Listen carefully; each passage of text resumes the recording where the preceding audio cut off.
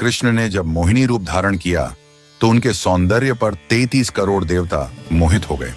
सभी देवताओं ने मन में यही कामना हुई कि ऐसी सुंदरी उनकी पत्नी बन जाए, परंतु केवल एक देवता ऐसे थे जिनके मन में मोहिनी के प्रति इस तरह का भाव नहीं आया। वे थे सूर्यदेव।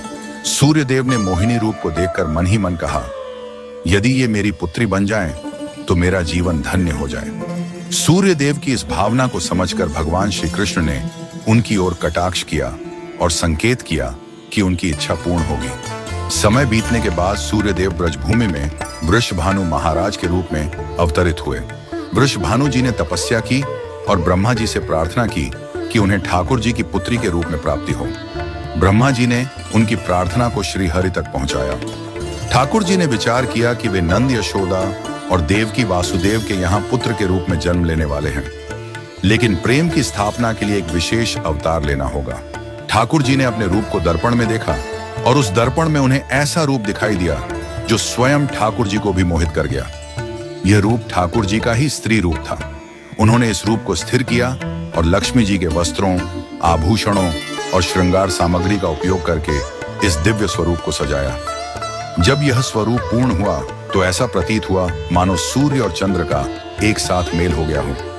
यह दिव्य तेज इतना अद्भुत था कि स्वयं ठाकुर जी भी नेत्र मूंदने को विवश हो गए।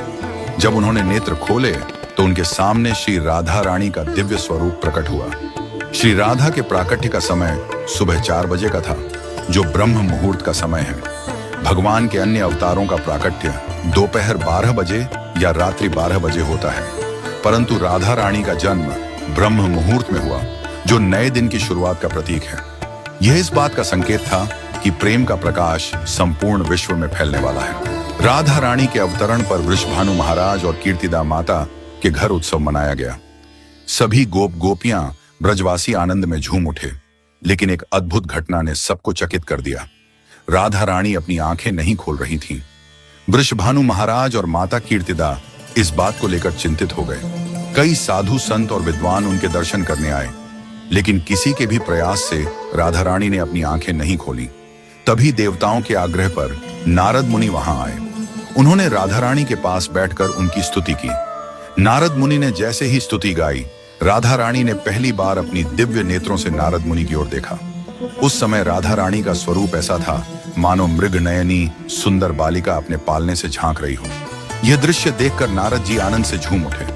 उन्होंने अपनी वीणा और करताल बजाकर कीर्तन प्रारंभ कर दिया और गाने लगे, जय राधे जय वृंदावन वासिनी। वृषभानु महाराज यह अद्भुत दृश्य देखकर भाव विभोर हो गए। उन्होंने राधा रानी को प्रणाम किया और स्वयं को धन्य माना। उन्होंने अनुभव किया कि उनकी पुत्री कोई साधारण बालिका नहीं, बल्कि साक्षात देवी हैं। इस प्रकार श्री राधा का अवतरण प्रेम की स्थापना के लिए हुआ।